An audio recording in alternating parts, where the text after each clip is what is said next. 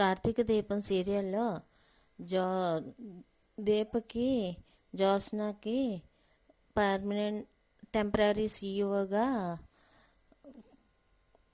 కూర్చుని పెడతారు.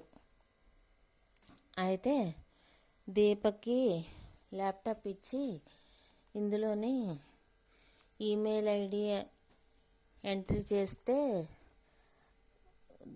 మొత్తం దానికోసం డీటెయిల్స్ వస్తాయి మేడం అని చెప్పి మేనేజర్ వంశీ తీసుకొని వచ్చి ఇస్తాడు. నాకు ఈమెయిల్ ఐడి లేదు, వాటర్ ఐడి ఉందని చెప్పేసి అంటుంది దీప. చూసావా, ఈమెయిల్ ఐడి అడిగితే వాటర్ ఐడి చూపిస్తుంది. ఇంట్లో తోటకూర పప్పు చేయమంటే దానికోసం అడిగితే చెప్తుంది, కొబ్బరన్నం చేయమంటే చేస్తుంది. అంతేగాని ఈమెయిల్ ఐడి అడిగితే ఎలా తెలుస్తుంది? చూసావా నా కర్మేంటో. యూనివర్సిటీలో చదివిన నేను ఏమీ రాని, కనీసం ఈమెయిల్ ఐడి కూడా లేని పని మనిషితోటి పోటీ చేస్తున్నాను అని జ్యోత్స్న అంటుంది. షేమ్ కదా వంశీ అంటుంది. ఏమీ రాలేని దీపకంటే మేనేజర్ అయినా నాకు ఈ పోస్ట్ ఇస్తే బాగున్నాని నువ్వు కూడా నీ మనసులో అనుకుంటున్నావు కదా వంశీ అని అంటుంది జ్యోత్స్న. చాలా విధాలుగా దీపని హేళన చేస్తూ ఉంటుంది. అప్పుడు కార్తీక్, వంశీ ఇలారా, నీకు ఈమెయిల్ ఐడి ఉందా అని అడుగుతాడు కార్తీక్. ఉంది సార్ అంటే ఎలా చేసుకున్నావని అంటాడు కార్తీక్. నా ఫ్రెండ్ చెప్పాడు అంటాడు వంశీ. నాని, నీకు ఈమెయిల్ ఐడి ఉందా అంటే ఉంది సార్ అంటాడు. నీకు ఎలా క్రియేట్ చేసుకున్నావు అంటే నా ఫ్రెండ్ చెప్పాడు అంటావు. అంటే మనకి రాంది ఎవరి దగ్గరైనా నేర్చుకోవచ్చు, మన ఫోన్కి పంపించమనొచ్చు, ఈమెయిల్ ఐడి ఎవరైనా క్రియేట్ చేయించవచ్చు, మనకి మన ఫ్రెండ్ ఎవరైనా హెల్ప్ చేయొచ్చు, వాళ్ళు పాస్వర్డ్ క్రియేట్ చేయొచ్చు, ఈమెయిల్ ఐడి క్రియేట్ చేయొచ్చు, మీ ఫోన్లోకి పంపి ఉంచవచ్చు. ఆ మెయిల్ ఐడి ఎంటర్ చేసి లాగింగ్ అవుతే ఓపెన్ అయినట్టే. అర్థమైంది అనుకుంటాను ఏమోయ్ అంటే అర్థమైంది సార్ అంటాడు అని. ఈ మాత్రానికే మనుషులు ఊరికే కంగారు పడిపోతారు. సర్లే నువ్వు వెళ్ళు అని కార్తీక్ అంటే ఓకే సార్ అని వెళ్ళిపోతాడు. వంశీ, నాకు మెయిల్ ఐడి ఉంది, యాప్ ఓపెన్ చేయి. దీపకి హెల్ప్ చేస్తున్నావు కదా బావా అని అంటుంది జ్యోత్స్న.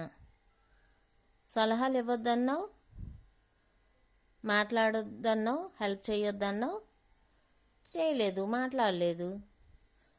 ఆల్ క్లియర్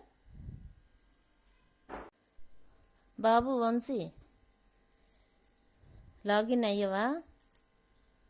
ఈ మాత్రం దానికి ఎందుకర్రా హడావుడి? కూర్చోండి, పని చేసుకోండి, కూర్చోండి. బావ సాయం చేశాడు కాబట్టి ఈ గండం దాటేశావు. ఇక్కడి నుంచి అన్నీ నీకు గండాలే పాపం అంటుంది జ్యోత్స్న. నువ్వు ఈ కష్టాలన్నీ దాటుకొని సీఈఓ అయిపోయి మీ అమ్మని తో కలిసిపోవాలనుకుంటున్నావు కదా. మీ అమ్మ కలిసిపోవడం కాదు, దగ్గరకు కూడా రానివ్వను అని జ్యోత్స్న అంటుంది. నువ్వు ఓడిపోయానని చెప్పి మోకాళ్ళ మీద కూర్చొని ఏడుస్తూ నా ముందు ఉండేలా చేస్తాను. నీ తండ్రి నువ్వే కూతురువని తెలియక నిన్ను బయటికి తోసేసే రోజు వచ్చేలాగా చేస్తాను. అది దగ్గరలోనే ఉంది దీప, చూడు అంటుంది జ్యోత్స్న. ఇక్కడ ఇలా ఉండగా అక్కడ స్వప్న కాశీలు. స్వప్న ఏమో కాశీ వంట ఏం చేయమంటావు అని అడుగుతుంది. నీకు ఏది నచ్చితే అది చెయ్యి ఎప్పుడులాగానే అంటాడు కాశీ. కాశీ నాకు కొద్ది కాఫీ ఇస్తావా అంటుంది స్వప్న. అలాగే అంటాడు కాశీ. ప్రేమ అంటే 2 అక్షరాలు. భార్యాభర్తల బంధం కమర్షియల్ అయిపోయింది కదా కాశీ అంటుంది స్వప్న. అబ్బాయికి కొన్ని అమ్మాయికి కొన్ని రిక్వైర్స్మెంట్ ఉంటాయి. ఆ రిక్వైర్స్మెంట్ కలవడమే ప్రేమ అయిపోయింది. అవసరాలు తీర్చుకోవడమే పెళ్ళి అయిపోయింది అని స్వప్న అంటే, దీంట్లో ఏమైనా తప్పుందంటావా అంటాడు కాశీ. అమ్మా నాన్నలు కొట్టినా భరిస్తాం, తిట్టినా భరిస్తాం. ఎందుకంటే వాళ్ళ మీద ఆధారపడతాం కాబట్టి. అదే జాబ్ వచ్చాక మన ప్రవర్తనే మారిపోతుంది. తెలియకుండానే జూన్లో వర్షంలాగా మన జీవితంలోకి ఫ్రీడమ్ వచ్చేస్తుంది. ఫ్రీడమ్ కానీ ఏదైనా అవ్వచ్చు అంటాడు. ఏదైనా రావచ్చు అంటుంది స్వప్న. వస్తే తప్పేంటి అంటాడు కాశీ. అలా ఫ్రీడమ్ వచ్చాక అమ్మాయి నచ్చుతుందని అబ్బాయి నచ్చాడని అమ్మాయి ఇలా ఇద్దరు ఒకటైపోతారు. అదే పెళ్లి కింద మారుతుంది. పెళ్లి చేసుకుంటే తప్పేంటని కాశీ అడిగితే అప్పుడే మొదలవుతుంది. ఎందుకంటే అప్పటి వరకు మన ఇష్టాలు మన కోసమే బ్రతుకుతాం, కానీ ఇతరుల కోసం ఏది ఆలోచించం. ఎదుటి మనిషి మనకు నచ్చలేదు కాబట్టి ప్రేమ లేదనుకుంటాం. ఆ ప్రేమని తెలుసుకోలేనంత దూరం వెళ్ళిపోతున్నామని అనుకోము అని స్వప్న అంటుంది. అపార్థాలు చేసుకోవడం సహజం అంటాడు కాశీ. ఇక్కడ అపార్థాలు కాదు కాశీ, అన్నీ సహజాలే. అమ్మో నాన్నో బెస్టియో ఒక మాట అంటే పడతాము. అదే లైఫ్ పార్ట్నర్ అంటే మాత్రం పడలేం కాశీ. కారణం అర్థం లేని ఆవేశం. ఒక్కరు సంపాదించేటప్పుడు ఉన్న ప్రేమలు నలుగురు సంపాదించినప్పుడు ఆ ప్రేమలు ఎవరికీ ఉండవు. ఏజ్తో సంబంధం లేకుండా వివాహ బంధానికి బ్యాకప్ చెప్తున్నారు. కలిసుండే జంటలెన్ని చాలా తక్కువ. కలిసి ఉంటే హాయిగా ఉంటుంది కానీ విడిపోతే ఇద్దరూ సఫర్ అవుతారు అని స్వప్న అంటుంది. వస్తువులు కొన్నప్పుడు ఒక వారంటీ కార్డు ఇచ్చినట్టు పెళ్ళి అయినప్పుడు కూడా ఒక వారంటీ కార్డు ఇస్తే బాగుంది అనిపిస్తుంది. అది జరగదు అంటాడు కాశీ. ఎందుకు జరగదు? ఇద్దరూ ఆలోచించుకొని సంతకాలు పెట్టలేరా? విడిపోవడానికి ఉండే క్లారిటీ కలిసి ఉండడానికి ఉండదా అని స్వప్న అంటుంది. నీతో నేనేమీ పోటీ పడలేను కానీ ముందు నాకు టమాటీ రసం పెట్టు,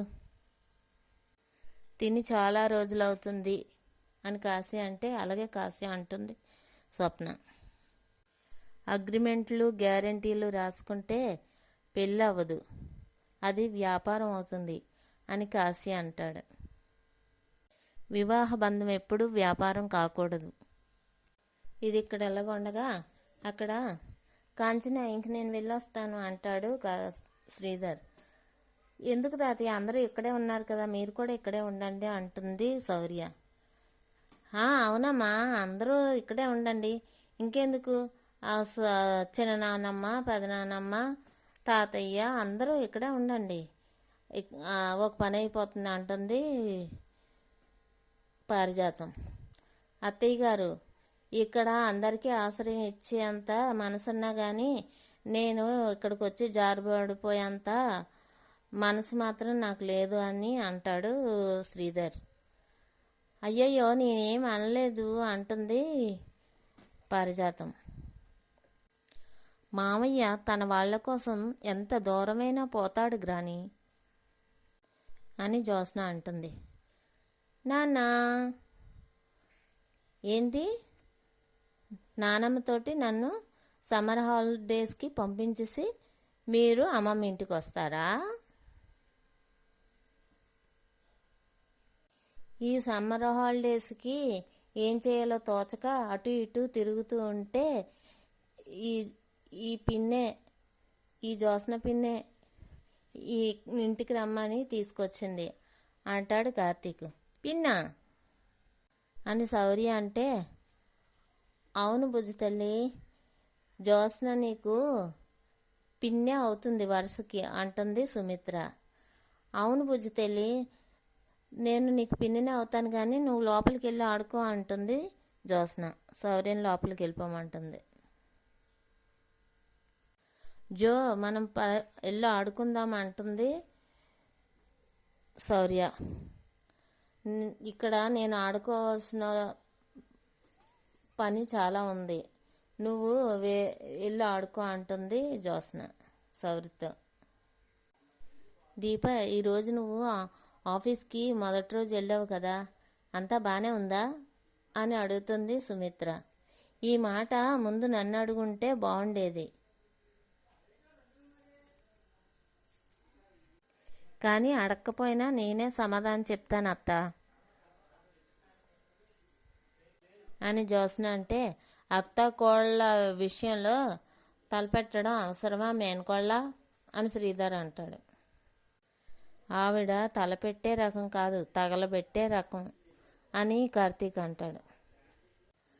ఆఫీసులో ఏమైనా గొడవ జరిగిందా? జరగలేదు కదా అని శ్రీధర్ అంటే, జరిగినట్టే ఉంది వీళ్ళు చూస్తుంటే అంటుంది కాంచన.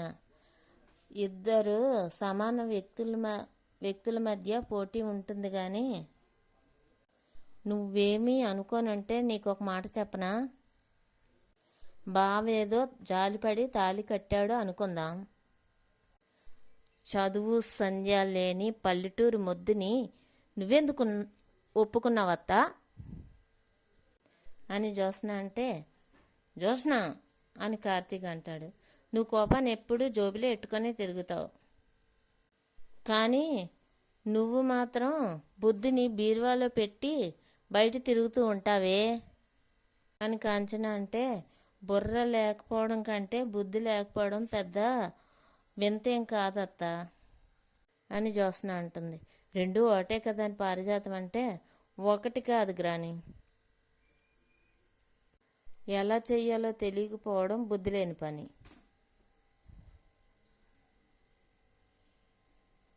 ఏం చెయ్యాలో తెలియకపోవడం బుర్ర లేకపోవడం. మొదటిది నాకు లేదని అత్త ఉద్దేశం, రెండవది దీపక లేదని నా ఉద్దేశం అని జ్యోత్స్న అంటుంది. నీ ఉద్దేశాలను తీసుకెళ్ళి ఊరగా జాడీలు పెట్టుకో, నాలిక తిరిగినట్లు మాట్లాడితే దెబ్బలు ఒంటికి తగులుతాయి అని జ్యోత్స్న అంటే, కొట్టత్తా అని అంటుంది. నన్ను కొట్టే హక్కు అత్తగా నీకుంది, అలాగే నీ దగ్గర ఏమైనా చెప్పుకునే హక్కు కూడా నాకుంది అని జ్యోత్స్న అంటుంది. ఏంటి ఆ యథార్థం అని అంటాడు శ్రీధర్. ఒకరు పోటీగా నిలబడాలంటే నిలబడే అర్హత మనకుండాలి మామయ్య. ఆఫీస్లో విషయాలు ఇక్కడ చెప్పనవసరం లేదని కార్తీక్ అంటాడు. చెప్పాలి బావా, చెప్పకపోతే నా కోడలు ఆఫీస్లో ఏం చేసేస్తుందో ఏం ఓడబొడిసేస్తుందో అని చెప్పేసి పొంగిపోతూ ఉంటుంది. పాపం దీప బెదిరిపోతుందని అత్తకేం తెలుసు అంటుంది జ్యోత్స్న. నా కోడల్ని ఏం చేసావే అంటుంది కాంచన. నేనేం చేయలేదు, మీరే అర్హతకు మించి ఆశపడ్డారు, అధికారం కట్టబెట్టడానికి పోటీకి దింపారు. కార్పొరేట్ ఆఫీస్లో పనిచేయాలంటే కూరగాయలు తరుక్కోవడం అనుకుంటుంది నీ కోడలు. గరిటె తిప్పినంత తేలిక కాదు పెన్న తిప్పడం. ల్యాప్టాప్ చూడగానే అమ్మగారికి చేతులు వణికాయి. ఇంక మిగతా విషయాలు చెప్పనవసరం లేదనుకో. గ్రాని నిజం చెప్పాలంటే అని జ్యోత్స్న అంటే ఏంటే అని అంటుంది పారిజాతం. కనక కనకపు సింహాసనమున సునకమును కూర్చుండిబెట్టినట్టు అనే పద్యం ఉన్నట్లే. గ్రాని ఆ పద్యం పూర్తి చేయి అనగానే ఆ పారిజాతం ఆ పద్యాన్ని పూర్తిగా పాడుతుంది. చూసావా, ఈ పద్యాన్ని దీప కోసమే రాసినట్లుంది అంటుంది జ్యోత్స్న.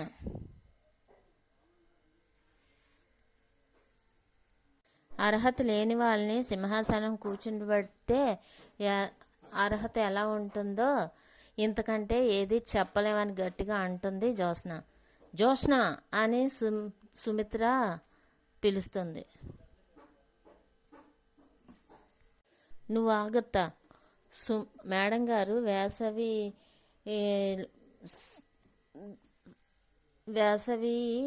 స్టార్ట్ చేసినట్టున్నారు. సుమతి శతకంతో మొదలెడుతున్నారు. మరి నాలాంటి స్టూడెంట్ రెస్పాండ్ అవ్వకపోతే ఎలా చెప్పండి? మేడం, తాబేలు కుందేలు కథ తెలుసా మీకు? ఈ కథ కరెక్ట్గా రాశారో లేదో అని 2020లో ఫారెన్లోని పోటీ పెడితే ఇక్కడ కూడా తాబేలే గెలిచింది విచిత్రంగా. కుందేలుకి గెలుపు మీద గర్వం ఉంటుంది, కానీ తాబేలుకి తన గెలుపు మీద నమ్మకం ఉంటుంది. గర్వం ఏదో ఒక రోజు తలదించుకుంటుంది, కానీ నమ్మకం ఏదో ఒక రోజు తల ఎత్తుకునేలా చేస్తుంది. ఇందాకేదో అన్నావు, కార్పొరేట్ ఆఫీసులో పనిచేయడం అంటే కిచెన్లో కాయగూరలు తరగడం కాదని కదా? ఆ కార్పొరేట్ ఆఫీసులో పనిచేసేది కూడా కిచెన్లో వంట చేయడమే మేడం. ఎంత పెద్ద మహావృక్షమైనా చిన్న విత్తనంతోటే మొలకెత్తుతుందని ఆ విషయం మర్చిపోతే ఘోరంగా అవమానపడేది తమరే. నా భార్యకి ఉన్నతమైన చదువు లేదు, కానీ నా భార్యకి ఉన్నతమైన సంస్కారం ఉంది. ఇంగ్లీష్ చదవడం రాకపోవచ్చు, కానీ ఇంటినే చక్కదిద్దుకునేది వచ్చు. ఇచ్చిన పని బాధ్యతగా చేయడం వచ్చు. పనిచేసే చోట మంచి పేరు తెచ్చుకోవడం తెలుసు. అన్నిటికంటే మించి ఓర్పు సహనంతో ఉండడం వచ్చు. సహనాన్ని మంచితనాన్ని అవకాశంగా తీసుకొని ఆడుకోవద్దు మేడం. నా భార్య తాబేలు లాంటిదే, నడక ఇప్పుడే పెట్టింది. ఈ రేసులో కూడా కుందేలు మీద తాబేలు నా భార్యే గెలుస్తుంది మేడం. శిఖరంలా పెరిగిపోయిన గర్వం నమ్మకం పాతాళంలోకి తొక్కుపడేస్తుంది. అప్పుడు గెలిచిన మనిషి కొండంత కాదు, ఆకాశమంత కనబడుతుంది. అప్పుడు ఈ సుమతి శతకాలు శునక వేదాలు పనిచేయవు మేడం అని అంటాడు కార్తీక్. బాగా చెప్పావురా అని సుమిత్ర అంటుంది. మమ్మీ, బావా నన్నేమీ పొగట్టం లేదు. దీపతో పోలిస్తే నువ్వెందుకు పనికిరావని తిడుతున్నాడు అని జ్యోత్స్న అంటుంది. ఆ పోలిక మొదలుపెట్టింది నువ్వు. ఒక తల్లిగా నువ్వు గెలవాలని నేను కోరుకుంటాను.